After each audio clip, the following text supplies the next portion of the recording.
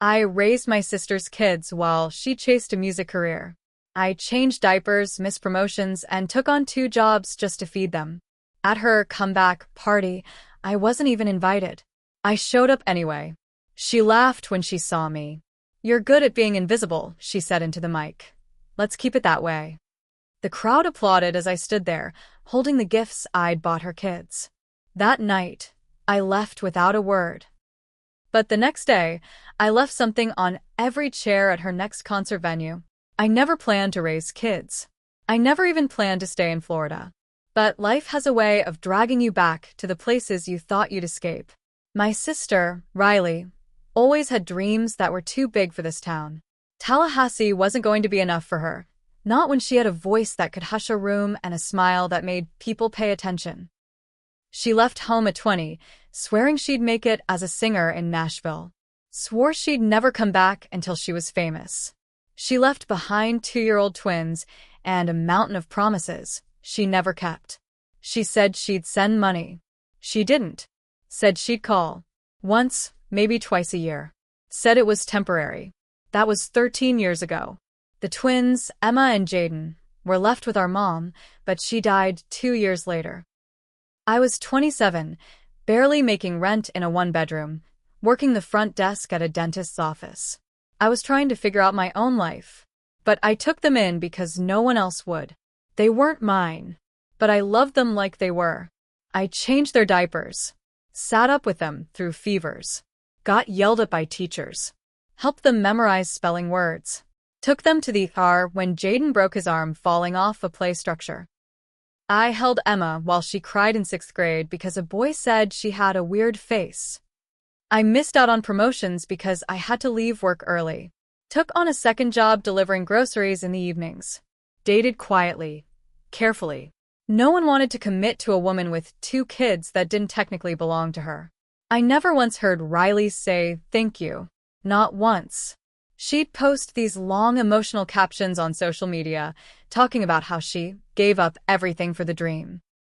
How she was fighting every day to survive. People would comment and cheer her on. Say things like, "Your babies will be so proud of you someday." She never posted pictures of the kids. Never visited. Never called them on birthdays. But I was always the villain if I said anything. "She's chasing her dream," people said. "You should be proud of her." Proud? She hadn't even sent a Christmas card in 5 years. Then last year, she went viral on TikTok. One song. Just one. Some acoustic clip with filtered lighting and a half-crying voice. It exploded. Millions of views. Labels reached out. Suddenly, she was the next big thing. She moved to LA, got signed, did a podcast where she talked about growing up poor, raising her kids alone, and staying true to herself. I listened to that podcast 3 times. She never said my name. And then came the comeback party in Tallahassee. A PR stunt, really? Her team called it a celebration of roots. Balloons, catering, red carpet, local press. Emma showed me the invite on Instagram. It was public. Everyone was welcome. Everyone except me. No text. No message. Not even a mention. I thought about staying home. I really did. But something in me snapped. Not in an angry, throwing things kind of way, just quiet. Heavy. I went out and bought the twins small gifts, stuff they'd mentioned needing. New art markers for Emma. Noise-canceling headphones for Jaden. I wrapped them neatly. I even put little notes inside. And I went to the party. It was loud. Packed. People I hadn't seen in a decade were there, hugging Riley like she was royalty. I stayed near the back. I thought maybe she'd see me, nod, wave, something. But when her eyes landed on me, she didn't smile. She picked up the mic, laughed, and said, and I'll never forget this, "Oh look, my sister's here. The invisible one. You're good at being invisible, huh? Let's keep it that way." Some people clapped. Some laughed. Most didn't even know what she meant. But I did. I stood there holding those damn gifts. I didn't move. Didn't cry. Just walked out. Got in my car. Sat in the driveway until 3 a.m. The next day, I called in sick to work. Then I made 300 copies of something. slipped them into envelopes, and drove to her next concert venue in Jacksonville. I arrived 6 hours before the doors opened. It wasn't hard to get in, local workers setting up chairs, some early fans waiting around. I looked like staff. No one questioned me. I placed an envelope on every single chair. Inside was a photo of Emma and Jaden, asleep on the couch after school, covered in a blanket. My blanket, my living room, and a note that said, "While Riley chased a dream, I raised hers." After I left those envelopes, I drove straight home. No music, no radio. Just the hum of the highway and my own heartbeat. I didn't plan to go viral. I didn't even think people would open the damn envelopes. But they did. By the next morning, Riley's Twitter, sorry, X, was full of comments. Screenshots. Photos of the letter. People started asking questions. Is this real? Who's the woman in the picture? Why didn't she ever mention her sister? Where are the kids? Her fans split right down the middle. Some defended her. She's an artist, not a mom. Others weren't so kind. You abandoned your kids and lied about it for clout? The story spread fast. Blogs picked it up.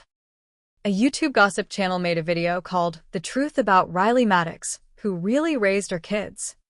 She called me that night. Blocked number. I knew it was her. I didn't answer. She left a voicemail. Her voice was shaky but cold. What the hell did you do? Do you think this is funny? You've ruined everything. She didn't ask why. She didn't apologize. Just said I ruined everything. A week later, a lawyer emailed me. Apparently, Riley was planning to sue for defamation. Said the photo invaded her family's privacy. Said the note was misleading. I laughed. There's nothing misleading about diapers and dentist bills and 13 years of homework help. I forwarded the email to my own lawyer. Yes, I had one. You don't raise 2 kids alone without learning to cover your bases. Then something I didn't expect happened. Emma found the video online. She was 15 now, old enough to understand everything. I hadn't told her I went to the concert. Hadn't told her about the envelopes. She came into my room holding her phone and said, "Is this why Mom's mad at you?" I didn't answer right away. I was scared she'd be mad, too. But she just sat on the bed and said, "It's weird seeing people defend her. Like they know her." I said quietly, "They know a version of her. The one she lets them see." Emma looked at me. Her eyes were hard. "I don't remember her singing me lullabies. I remember you heating up soup when I had strep. That's what I remember." That night, she posted a video. Just her, sitting in her room. No makeup. No music. Just this. "Hi, I'm Emma. Riley Maddox is my biological mom. But she didn't raise me. My aunt did. She was there for everything. School plays, ER visits, nightmares. I call her mom now. That's the truth." That video hit 1 million views in 2 days. Then Jaden posted something too. A short clip of him holding a framed drawing he made in kindergarten. It said, "I love you, Emma," in crayon. And it had my name on it. Riley's PR team started spiraling. She released a statement about complex family dynamics and how the truth is layered. But by then, no one was buying it. I thought maybe that would be the end of it. That she'd retreat quietly, or maybe even try to talk to me. But instead, she doubled down. The next thing I saw, a scheduled live interview special on national TV. With Riley and the twins. She didn't ask them. She didn't ask me. She just announced it. The announcement hit me like a punch to the stomach. It was all over her socials. Live this Sunday, Riley Maddox speaks out, joined by her kids, to set the record straight. She used a picture of Emma and Jaden from years ago, back when they were small enough to sit on her lap, without realizing she didn't stick around. Neither of them had agreed to it. I asked them both. Emma said she didn't ask. Her manager messaged me like it was already happening. Jaden didn't even want to talk about it. Just locked himself in his room with his headphones on and didn't come out until morning. I emailed the show's producers. Told them clearly, the children are minors. This interview is not with their legal guardian's consent. I attached court documents. I didn't get a reply. Sunday came anyway. I let Emma and Jaden decide. They both said no. Stayed home with me, curled on the couch with their phones off. We watched a movie, something animated and stupid, just to drown out the noise. But of course, I watched the interview later. It was worse than I imagined. Riley sat under soft lighting in a cream sweater, holding back tears. She told the host she had made mistakes, but she always loved her babies. She said she did what she had to do to follow her dream. Claimed she sent money. Claimed she FaceTimed as often as she could. Then she pulled out a handwritten note, said it was from Emma. It wasn't. I knew my niece's handwriting. I'd helped her practice it for years. The host leaned in. And how are things with your sister now? Riley smiled. She's always been supportive in her own way. We just see life differently. That's when the final clip played. It was surveillance footage, grainy, zoomed in, of me placing the envelopes at the concert venue. She called it a smear campaign. I didn't know they had cameras. It didn't matter. The damage was already done. But that night, I got a knock on my door. A man in a black button-down. Sunglasses, even though it was dark. He handed me a letter. Said, "Consider this a warning." Then walked off. The letter was from Riley's team, demanding I remove all social media posts referencing her, threatening a full custody review, accusing me of mental distress to the children. I almost laughed. She hadn't said their names out loud in over a decade. The next morning, Emma found out about the fake letter Riley read on air. She was furious. She posted a follow-up video calling her out, showing her real handwriting, even holding up a notebook for proof. But the twist? Someone else reached out.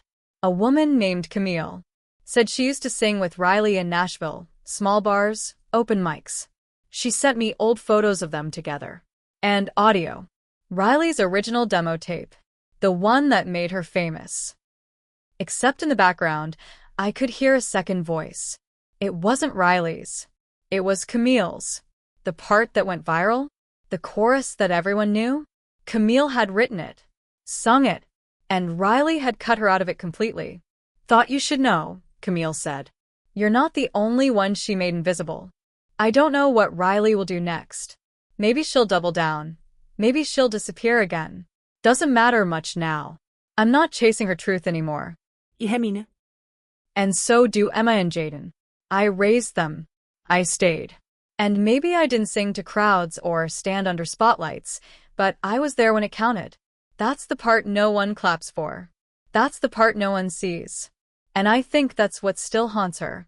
Because now, even when she's center stage, I'm the one they remember.